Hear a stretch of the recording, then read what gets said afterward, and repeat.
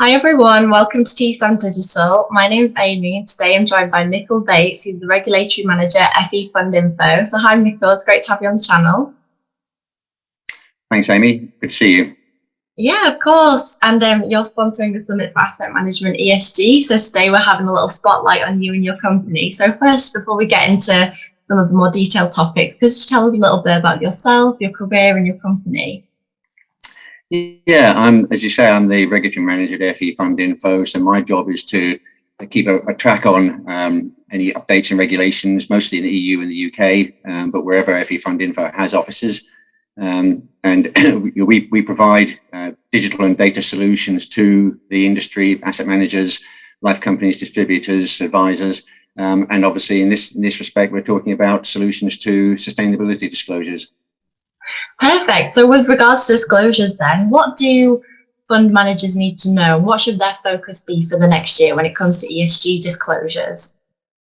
Okay, well, first of all, I've just said that, we focus on the UK and EU, but as with most things these days, we need to differentiate between the UK and the EU because the ESG disclosure rules came into the EU after the end of the Brexit date. So starting with the EU, entity level disclosures have to be posted on the website of the product providers. And these are around how they integrate sustainability risks into their investment decision-making process, as well as whether and how they take principal adverse sustainability impacts into account. They should also consider probably updating their remuneration policies to show how they integrate sustainability risks into those as well. Then at a product level, there are pre-contractual and then further down the line annual periodic disclosures, as well as disclosures around the consideration of principal adverse sustainability impacts at the product level as well. The exact nature of the pre-contractual and periodic disclosures depends on whether the product identifies itself as falling under Article 8 of the Sustainable Finance Disclosure Regulation, SFDR, which means it promotes environmental or social characteristics. Essentially, it's marketed as an ESG fund, could have ESG or sustainable in the name, or the group majors on sustainability and literature, or it's an Article 9 fund, i.e. it has sustainable investment as an objective.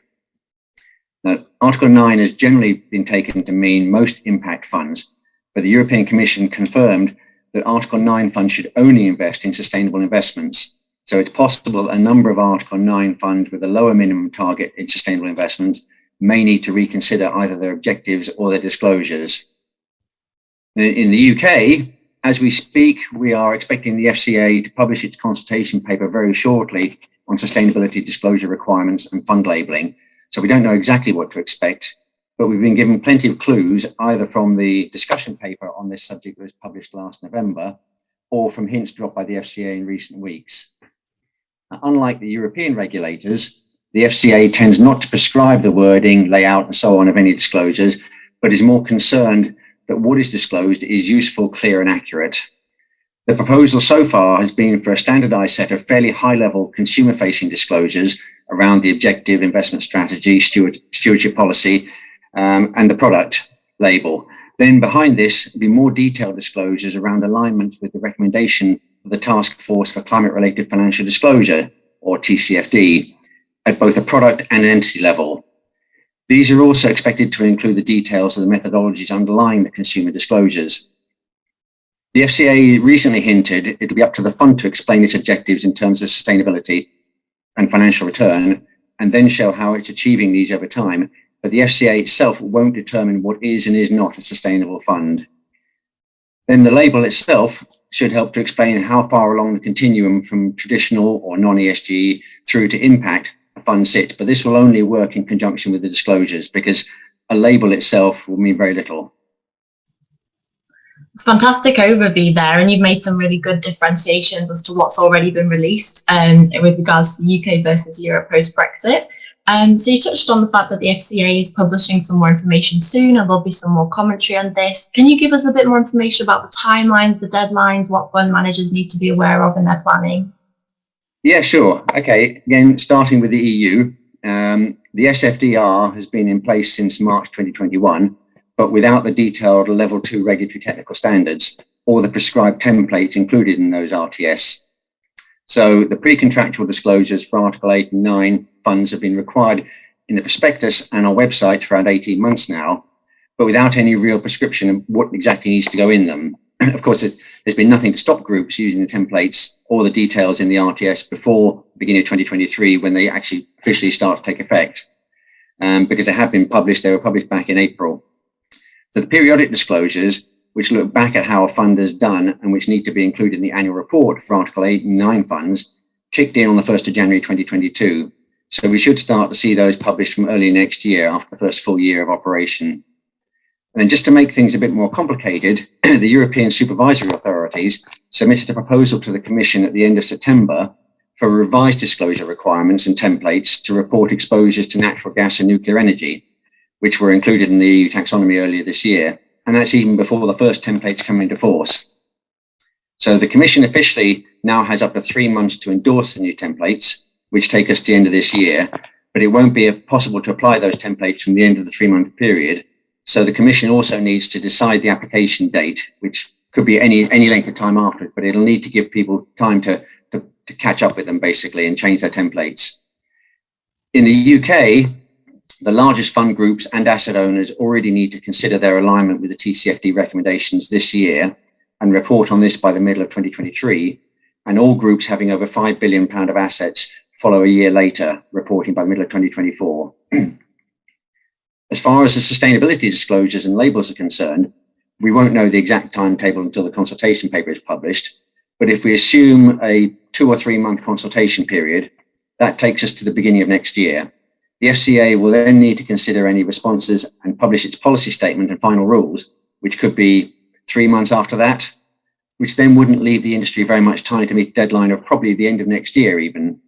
But given how important this is and how long it's taken to get this far, as soon as they're published, so the groups leading the charge could comply as soon as they're ready, but there would need to be a transition period of many months to allow others to catch up with that. That's great. You touched on a few things that fund managers can be doing now, like updating their templates and looking into the TCFD guidelines that will be aligning. But what else can they be doing to help that transition be a bit smoother? I mean, from a purely practical point of view, the challenges they have are that the templates published in the European RTS are very rigid and possibly not very consumer friendly. But that's where we stand. But what they can do and what they need to do really is it's about getting the data. There's a challenge obviously of getting hold of it because a lot of the data isn't available yet. And they also need to align that data and the way they manage their funds with the EU taxonomy, particularly obviously for EU investments. Now, the EU had first mover advantage on the production of its taxonomy, but any investments elsewhere in the world will be in companies reporting in line with their own taxonomies, which, judging by some of the earlier drafts, won't match the EU taxonomy certainly exactly, and in some cases not very closely at all. So groups need to start getting their systems and processes aligned, so that they can do as much of the work as soon as it comes in as possible. Now, recently, the Green Technical Advisory Group in the UK told the government that its taxonomy here should definitely not line up with the EU's in a number of areas because those areas aren't consistent with the UK's goal of being a net zero economy by 2050. But on the other side of the fence, the investment industry has not surprisingly been calling for minimal divergence from the EU taxonomy because that makes sense from a practical point of view. The closer all the taxonomies align, the better. Yeah, it makes sense. I think the greatest challenge, though, is matching products and disclosures with the expectations of the public, or certainly the investors among the public. Sustainable investing is often called values-based investing. And we all know that every individual has his or her own set of values, which can change over time. And given what is happening in the world right now, opinions on the sustainability of, say, nuclear power are changing, and different people have different views on the balance between the environment and the economy. So that's not really an issue about disclosure and what needs to go into the disclosures, but it's about the sort of investment products the industry should be looking to offer in the long term. And that's probably, I think, one of the biggest considerations it should have. Yeah, absolutely. And you've touched on some great points there about firms using their own taxonomies as opposed to standardized ones. And then, as you say, values that determine what is a sustainable investment beyond just that box ticking exercise. So with that in mind, how can fund managers avoid greenwashing? Because it'll be difficult for them to kind of prove that they're doing everything right in line with the standards, but also meet the expectations of their clients. Yeah, I don't think it's really for the groups to avoid greenwashing, because I think if you like, the groups are often the ones accused of greenwashing. The FCA's definition of greenwashing in the discussion paper it published last year is where sustainability claims made by firms don't bear scrutiny. Now, not surprisingly, the FCA in the UK and the European regulators put combating greenwashing near the top of the agendas when setting the rules. So, yeah, I think they see the groups as being guilty of greenwashing rather than the groups wanting to avoid it. But the two things that make greenwashing easier are opacity and complexity. So, yeah, if the cure for a lot of things, I think, is sunlight is the best disinfectant, I think, is one of the expressions. So all the focus has been on transparency, and the FCA has gone further than just transparency by looking at a fairly simple consumer-facing disclosure and hopefully an understandable set of investment labels as well. So it's about trying to tell the public, tell the investors as much as possible about what funds are doing.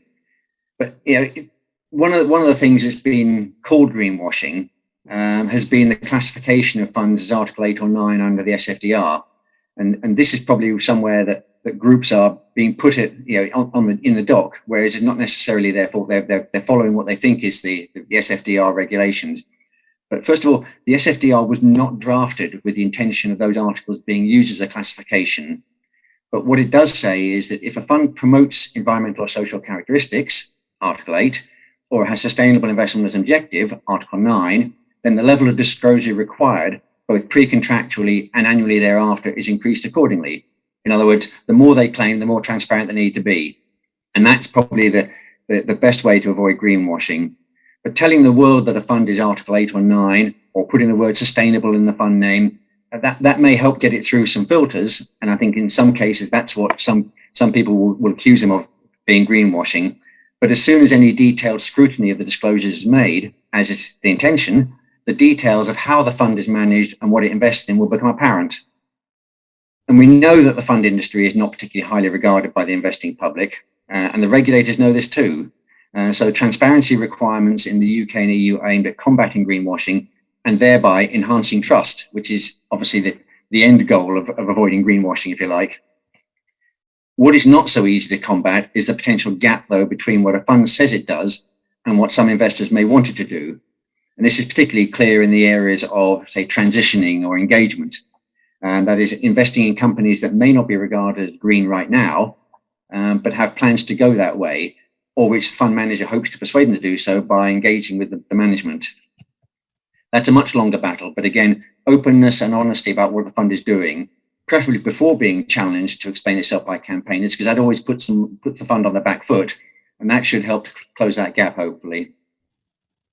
Yeah, absolutely. And do you think, on a personal note, that having more disclosure requirements for Article 9 is off-putting for investment firms? Because obviously the ones who are sustainably focused will want to be Article 9 classification, but for those who are kind of just doing it for their reputation, do you think that they see that as additional work that they don't want to have to deal with, as opposed to if they were just striving for Article 8? Well, I think Article 8, as I said, Article 8 and 9 are not classifications in themselves, but they're definitions. If the fund has sustainable investment as an objective, then it becomes an Article 9, provided it only invests in sustainable investments to get there. And if it does that, then inevitably that is a greater claim, and therefore should sit alongside greater disclosure. Yeah, absolutely. The question really is when a fund decides to call itself Article 8, when all it does is it considers sustainability in its investment process, but doesn't really take it as a key factor. And that's what's being classed by most people as an Article 6 fund, i.e. not an Article 8 or 9. Yeah, absolutely. And they therefore need to do more disclosure for that as well.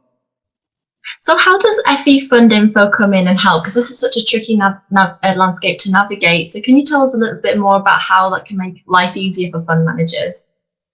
Yeah, what we provide as a solution is the disclosure templates. We help with reporting. we're not an ESG rating agency. We're completely agnostic about which rating agency a fund manager wants to use, but we will take the data from those rating agencies and we will help them populate those templates to make the disclosures, which is what they need to do. And the templates, particularly in the EU and the SFDR, are very prescriptive and quite detailed. And we have those templates. We'll take all the data from the European ESG template, from the rating agencies, and populate those disclosures for them so they can put them in their prospectus or put them in the annual report, depending on whether it's pre-contractual or periodic reporting.